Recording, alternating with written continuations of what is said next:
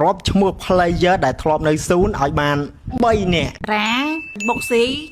ឯងឆ្លើយមិនត្រូវទេ អូពី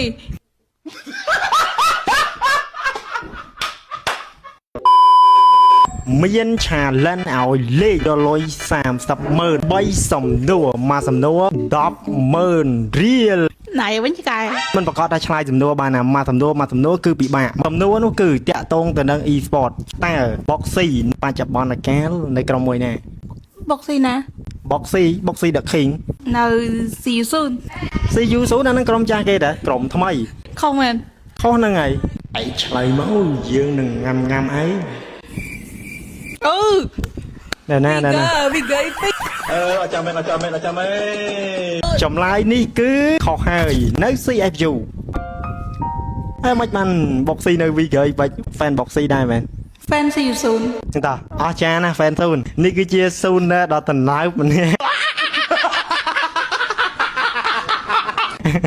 តោះឥឡូវយើងចូលមកដល់សំណួរទី2បាត់លុយ100000ណានៅសល់2000000ទុកចិត្តខ្លួនឯងថាយកបានប៉ុន្មានទៀតអើយមិញតឲ្យតាអូខេឆ្មានៅក្រុមមួយណាដែរឈ្មោះគេស៊ូម៉ារ៉ានៅក្រុមមួយណាវ៉ាហាឡាចោលយក100000បាត់ហើយត្រូវសំណួរទី2ត្រូវក្រុមតនអនៅសល់មួយសំណួរទៀតសំណួរទី3តើ Felix នៅក្នុងក្រុមមួយណាអូយរងហ្នឹងអរេមិនមែន hero ទេ player ទេplayer Felix នៅ Winger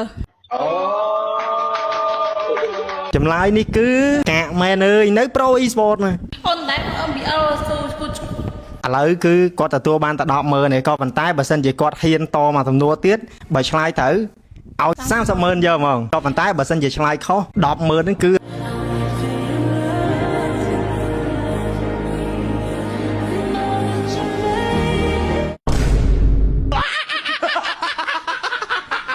រលាយប្រែខ្លាយទៅជាអាចគោយើងនឹងផេត្រឹមតែទឹកដូងឯងមួយកែវតែប៉ុណ្ណោះសំណួរ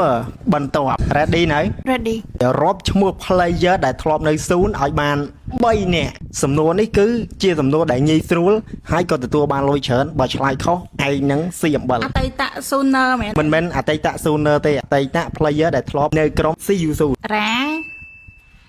អើយបុកស៊ីអើយឯងឆ្លើយមិនត្រូវទេអូពីខ្ញុំមិននឹកស្មានថាអូពីធ្លាប់ចូលស៊ូនសោះអស់ចាណាកូនខ្មែរឥឡូវ100000ហ្នឹងមិនបាច់យកណាយកដូងមួយផ្លែហ្នឹងទៅផ្ទះអត់ទេអស់ហើយអូពីនៅស៊ូនអូពីនៅស៊ូនដែរនៅស៊ូនពីចាអូពីនៅសម័យអត់ដែរនៅអត់ទេសារថ្មីវិញណាបានដូងមួយផ្លែទៅទេណា